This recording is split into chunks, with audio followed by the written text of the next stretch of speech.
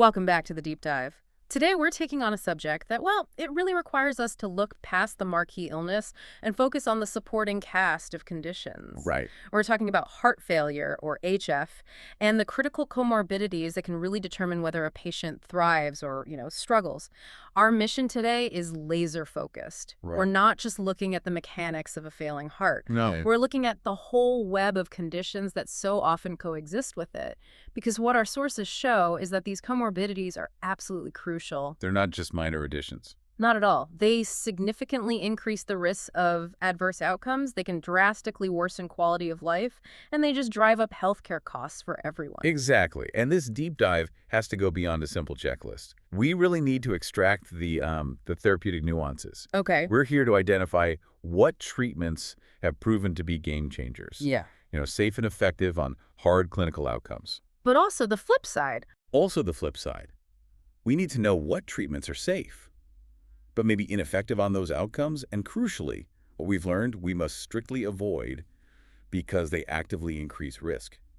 You have to treat the whole patient, and that's where the complexity really is. Okay, let's unpack this. I think we should start with the massive metabolic linkages because heart failure often has company in the form of type 2 diabetes. Oh, absolutely. And diabetes plays this devastating dual role here. Oh, so? Well, it's both a primary risk factor for developing HF in the first place, and then it's a powerful factor that ramps up morbidity and mortality in patients who already have it. And it's incredibly common, right? Alarmingly common. Yeah. We're looking at diabetes in, say, 10 to 40% of ambulatory HF cohorts. Wow. And those numbers climb even higher for patients who are hospitalized. When these two diseases coexist, the stress on the cardiovascular system is it's exponential. This is where the therapeutic landscape has changed so dramatically in recent years, though. I mean, we've seen countless glucose-lowering therapies tested, but SGLT2 inhibitors? They're the group that has truly stood out, They absolutely have. offering benefits far beyond just blood sugar control. Far beyond. SGLT2 inhibitors, that stands for sodium glucose cotransporter 2 inhibitors, they work in the kidney to help you excrete glucose. Okay. But what we found, almost accidentally, is that they provide these incredible benefits to the heart and kidney, even if the patient isn't diabetic. They're safe in HF patients, they dramatically improve renal function, and they actively decrease the risk of hospitalization and death. That is a massive win in this complex space. When we talk about a transformation like that, we have to immediately look at what not to do, Yes, because not all diabetes drugs are heart-friendly, are they? that's a critical distinction. It is so essential to remember the treatments that are known to be dangerous here. Prior studies showed a class of drugs called thiazolid indiones, or TZDs. TZDs for short. They're associated with worsening heart failure. And why is that specifically? It's all about fluid retention. HHF is already a state of volume overload, right? Right. And the mechanism of TZDs, while it's effective for insulin sensitivity, it causes the body to hold on to salt and water. For a heart that's already struggling to pump, adding unnecessary fluid is, well, it's often catastrophic. So that's a clear split. Yeah. SGLT2 is good, TZDs to be avoided. Okay, what about the other really popular class, the GLP-1 agonists like liraglutide? So those have been tested extensively, and they generally fall into this category of safe but not transformative. Okay. They offer great metabolic control, but the studies show they don't lead to greater post-hospitalization issues. They keep things stable, Right. but they just don't carry that mortality or survival benefit that we see with the SGLT2 inhibitors. They don't seem to really modify the disease course itself. Okay, that gives us a very clear picture on diabetes. Let's move on to another key metabolic issue, Yeah. obesity. Like diabetes, it's a known risk factor for developing HF, and it's highly prevalent, especially in patients with heart failure with preserved ejection fraction, or HFpEF. That's right. And beyond just the physiological stress, obesity complicates the physical assessment of volume. The day-to-day care. Exactly. It is genuinely harder for a clinician to tell if a patient is retaining fluid and needs a diuretic adjustment if they carry a significant body weight. This can lead to delays or errors, which are dangerous. And this is where we hit that fascinating, almost unbelievable observation, which is the obesity paradox. Oh, absolutely. Tell us about that. The obesity paradox is this observation that obese patients who are diagnosed with heart failure, They often have a more favorable prognosis. Meaning they live longer. They live longer than patients with a low or normal body mass index. It is entirely counterintuitive. It seems wrong on its face. I mean, if we know obesity causes HF, how can it then be protective once the disease is established? That's the central debate, isn't it? It is. The mechanisms are complicated. Researchers are still trying to figure out if it's, protective factors like a higher metabolic reserve Or something else. or perhaps if a low BMI is just a marker of underlying malnutrition and more advanced disease, meaning the low BMI patients are actually just sicker to begin with. But the observation holds. The observational correlation stands firm across many, many data sets. That said, despite this paradox, intentional weight loss is still recommended, correct? Oh, absolutely.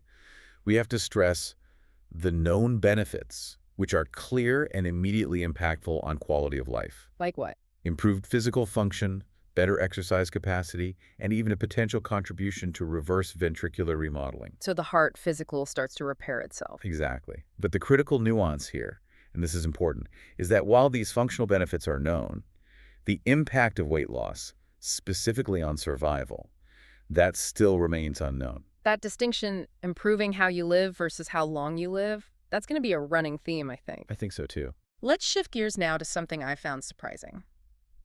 The connection between sleep and the nervous system. Sleep-disordered breathing is incredibly common in HF. It is, and it covers both obstructive sleep apnea, OSA, the physical blockage, and central sleep apnea, CSA, which is more of a brain signaling issue. So what's the connection? How does bad sleep hurt the heart? Well, the link is physiological, and it's frighteningly direct. Sleep apnea causes moments when your oxygen saturation just drops. Intermittent hypoxia. Okay. This triggers the sympathetic nervous system, your body's fight-or-flight response. So adrenaline dumps. Adrenaline dumps all night long. These adrenergic surges worsen hypertension, they impair both systolic and diastolic function, and they can provoke ischemia and dangerous, even fatal arrhythmias. It's actively damaging the heart while you sleep. So this isn't just a quality of life issue where you're tired, it's an active driver of cardiac wasting. Absolutely. Clinicians need a high index of suspicion for this. Especially In patients whose hypertension is proving really difficult to control, or who experience this profound, unexplained fatigue, even when they're on optimal medical therapy for their heart failure. Are there any specific diagnostic clues that should really raise a flag? There's one really useful one that relates to the different sides of the heart. Go on. If a patient shows signs of worsening right heart function, so maybe more swelling in the legs, while their left ventricular function has actually improved. That's a mismatch. It's a huge mismatch, and it should immediately trigger a search for underlying sleep disorder breathing or some other pulmonary issue. The strain from the breathing problem is getting transferred to the right side of the heart. Let's talk treatment, because there's a massive disparity here. For OSA, the obstructive kind, CPAP, clearly helps. Yes, CPAP is transformative for quality of life and function in OSA. It physically props the airway open, stops the oxygen draw. And the results. It improves quality of life, it decreases blood pressure, reduces arrhythmias, and increases both ejection fraction and the 6-minute walk distance. It's a huge win. So it looks like a slam dunk treatment, but here we go back to our running theme, right? Quality of life versus survival. Precisely. Despite all those massive functional benefits, the critical point is that there is no conclusive data to support CPAP as a disease-modifying approach that reduces long-term mortality. It improves how you live dramatically. Yes, but we can't definitively say it extends your life. Okay, now for the critical warning that everyone, clinicians and patients, needs to hear about central sleep apnea, the one caused by the brain. Right. About a third of HF patients with sleep-disordered breathing have CSA, and it is independently associated with increased mortality. And there's no proven therapy. Right now, no. There is no proven, long-term, safe, effective therapy, though things like nocturnal oxygen are being tested. The warning involves a specific type of machine. Tell us about adaptive servoventilation, or ASV. So ASV is a smart, technologically advanced machine. It tries to normalize the patient's erratic breathing pattern, like the Cheyne-Stokes pattern you see in CSA. It sounds like the perfect solution. It sounds like it. However, the crucial warning comes from a major trial. It involved ASV in patients with heart failure with reduced ejection fraction, HFrEF, who had predominantly central sleep apnea. And what did that trial find? It found that the use of ASV significantly increased all-cause and cardiovascular mortality. Increased it. For reasons we don't fully understand, this treatment intended to help actually harm the patient's hearts and increase their risk of death. Therefore, this specific approach must be strictly avoided in HFrEF patients with central sleep apnea. It's a stark, necessary, and potentially life-saving warning. That is just an incredibly important piece of information. It shows how careful we have to be. Let's move to our final segment on systemic issues, starting with depression. The research really zeroes in on depression as an independent risk factor for bad outcomes in HF, especially in older women. The prevalence is significant. About 1 in 5 HFrEF patients report depression. The potential mechanisms are multi-layered, neuroendocrine dysfunction, systemic inflammation, poor sleep. So the American Heart Association recommends screening. They do. They recommend screening for depression among all patients with cardiovascular disease, including HF, using those validated health questionnaires. So we screen for it, but when we treat it with standard medications like SSRIs, do they also help the heart? Or is this another quality of life versus mortality thing? It's another crucial safety versus efficacy gap, a lot like CPAP. Selective serotonin reuptake inhibitors, SSRIs, are consistently shown to be safe for treating depression in HF. So no harm done. No harm done. Yeah. But the largest study on this, the SADE-HEART CHF trial, showed that while the SSRI sertraline was safe, it did not provide a greater reduction in cardiovascular risk or improve cardiovascular status compared with just good nurse-driven multidisciplinary management alone. Meaning the benefit is primarily on the mental health side. Precisely. It doesn't appear to affect the natural history of the heart failure itself. The priority is to treat the depression safely to improve the patient's day-to-day life. Let's wrap this deep dive with anemia. This is so common in HF. It reduces functional status, quality of life, and makes people way more likely to end up back in the hospital. We see this problem often, especially in the elderly. Those with advanced HFrEF, those with renal insufficiency, and also very commonly in women and African Americans. And the causes. Usually it boils down to iron deficiency, dysregulation of how the body uses iron, or sometimes even occult GI bleeding. And just like with everything else we've discussed, the method of treatment is everything. There's a clear winner here, isn't there? Yes, the difference between success and failure is the delivery mechanism. The sources show a clear winner for effective treatment. Intravenous iron. Fire. Yep. Specifically agents like iron sucrose or carboxymaltose. Trials like FAIR-HF and CONFIRM-HF showed that 5E iron reliably corrects anemia and significantly improves functional capacity, reduces symptoms, and boosts quality of life. Why does 5E iron work so much better than just taking iron pills? It's all about impaired absorption. In heart failure, there's often this low-grade inflammation that affects the gut, and it impairs the body's ability to absorb iron you take orally. So you bypass the gut? You deliver it intravenously, you bypass the digestive tract entirely, and you ensure the patient gets the iron they need.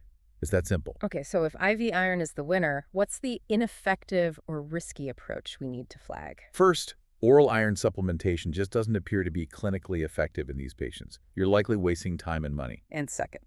Secondly, treatment with erythropoietin analogs agents designed to boost red blood cell production, like darbepoetin alpha. Tested in the RADHF trial. Exactly. They did not improve clinical outcomes in systolic HF, and perhaps most dangerously, that approach may actually increase the risk of stroke. So again, what seems like a logical fix, just make more red blood cells, turns out to be ineffective or even harmful. It is the ultimate caution in complex medicine.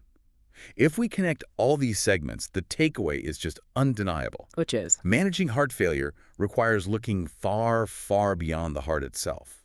The path to improving outcomes is dictated by managing these common co-occurring conditions.